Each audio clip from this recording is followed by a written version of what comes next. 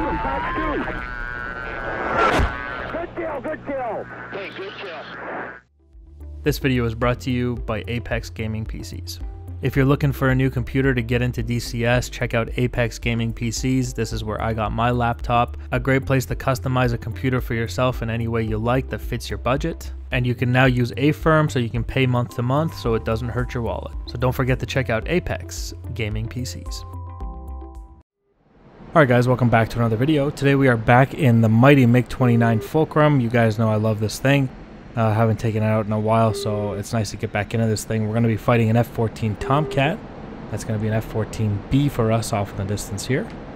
And today's video is going to be a little bit different. We're going to do a dogfight, and then we're going to do a BVR fight, because both of these aircraft excel in different aspects of fighting. So we're going to feature a dogfight, and then we're going to feature a little BVR fighting, and see how that goes. Into the merge here with the Tomcat. He is very fast, I can tell from his wing sweep. I'm going vertical, like a slight slice up, not fully vertical of course. And we'll reverse and try to get a one circle going here if possible.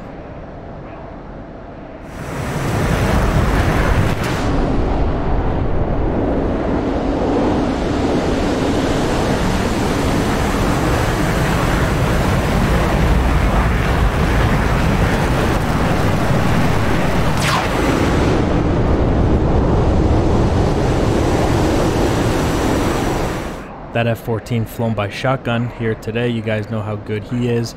Both of these aircraft, the MiG-29 and the F-14, are formidable dogfighters. So it is really going to come down to who can really push their aircraft to the limit here, both in the one circle and the two circle. Chances are that F-14 is going to end up using flaps at some point against the MiG-29. The MiG-29 is a beast, really, especially in dogfighting. I think it can outrate the Tomcat. Once upon a time, the Tomcat could outrate anything, but it's got some flight model adjustments to become a little bit more accurate, and it may struggle in rate fights against some of these more modern Russian aircraft. Look at him here, about to get a gunshot. I don't know how I survived that.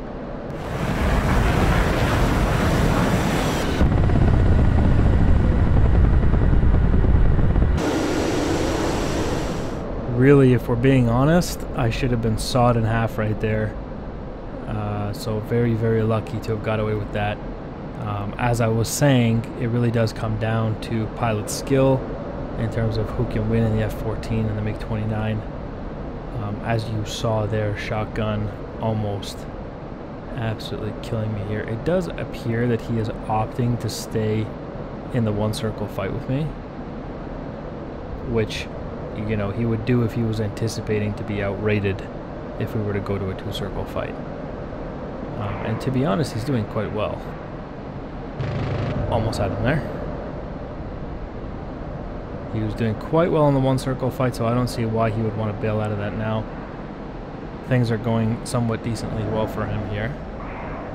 Almost killing me there. And just want to pull up, get out of that nose, drive to his high 6 and see if we can get away from it. Got lucky again there. As this fight drags lower and lower, he is going to be forced to rate fight me. Which honestly, I think it might be, if anyone's better than the other one, it'll be so minuscule that you almost won't be able to tell the difference, it feels like. Possibly have a shot here. Yes, there goes the wing. That was kind of lucky. I just nicked the top of his wing there. But there we go, splash one Tomcat. He got a little too slow at the top there, almost became stationary, became an easy kill. Splash one Tomcat.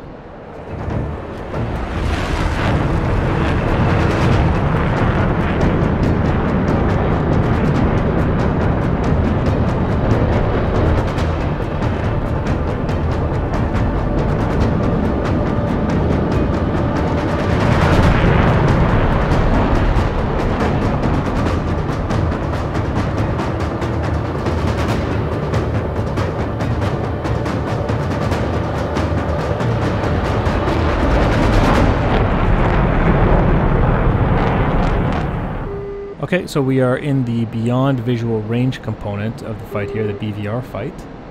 We obviously have the F-14 off in the distance, and he's got his Phoenix missiles. I have R-27ERs and all those good BVR missiles that the Russians have. I'm also carrying R-77s. That's the Russian Fox 3. It's worth noting. Not very good range, but very maneuverable up close, that missile. So if you can get within range and fire an R-77, it's almost always going to be deadly. Now getting into range is a whole different story. Basically here, we are outranged by the F-14. It's got massive standoff capability against the Mig-29. So essentially what I'm going to be doing here today is notching to merge, notch to merge. Notching is essentially when you look at the Doppler radar, it sees relative movement away and towards it. We're going to be using the RWR here to put ourselves at a perpendicular 90 degrees, which when you do that, there it is. Okay, I see him off the 12 o'clock here. When you put him at the 90 degree there, he doesn't see relative motion because you're neither moving towards him or away from him. That makes it difficult for his Doppler radar to track you and kill you. Now, what's happening here is he is seeing me on RWR, and I can see the signal strength based on this Russian RWR here, and it tells me that he is theoretically within range to be firing Phoenix missiles at me. So I don't have any notifications right now of an actual missile in the air, but I'm going to make an assumption that he's fired one in TWS, or track while scan.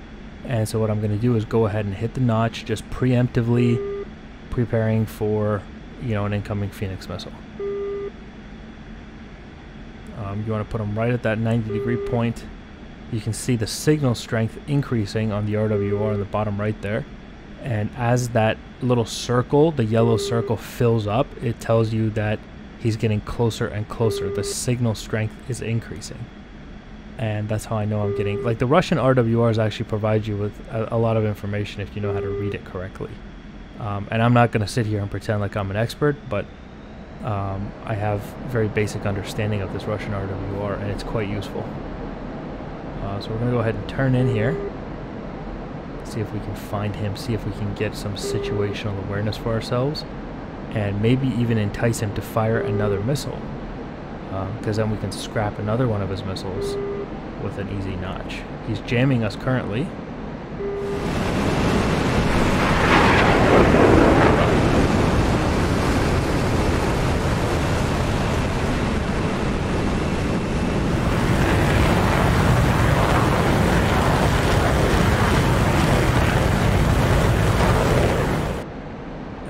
So I'm not going to be able to do anything with this jamming, and you can see that signal strength is getting stronger and stronger, so I'm going to go ahead and hit the notch once again here, once again in preparation for the incoming missile. As we get closer and closer, this will become more and more difficult, as there will be less and less reaction time to notch missiles that he may fire at me. So we're going to do a quick reduction in altitude here, or a change in altitude. Really doesn't necessarily have to be a reduction, but reduction is better because it hides you in ground clutter. He has to look down at you, and the changing of the altitude is really good for breaking TWS locks, track while scan, especially those primitive track while scans back in the 60s and 70s. They did not like sudden changes in altitude for aircraft that they were tracking, especially if they had a missile out on it. So just a little preemptive notch and then reduction in altitude here, and we should be safe against anything he's shooting at me. And that does appear to be the case. It's nice and quiet out here. I'm not getting hit by his RWR anymore,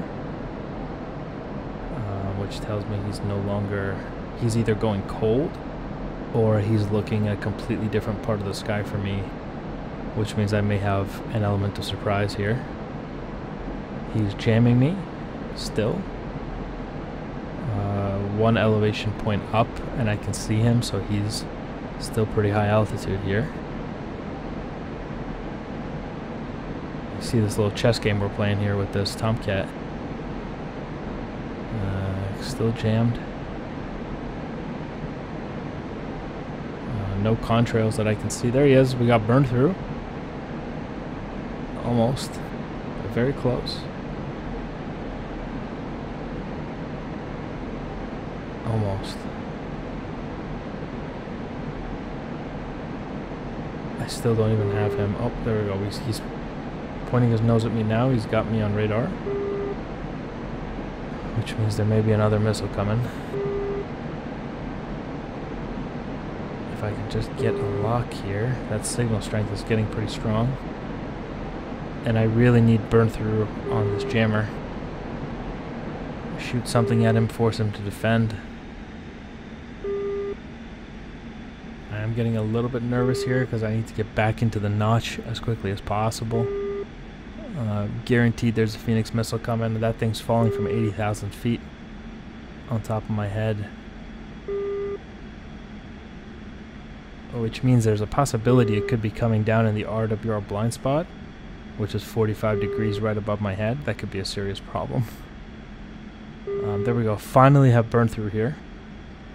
I have the R77 selected. We're going to do launch authorization override, and I'm going to go ahead and Fox 3 that just to shoot something at him. You know, that missile is well out of range.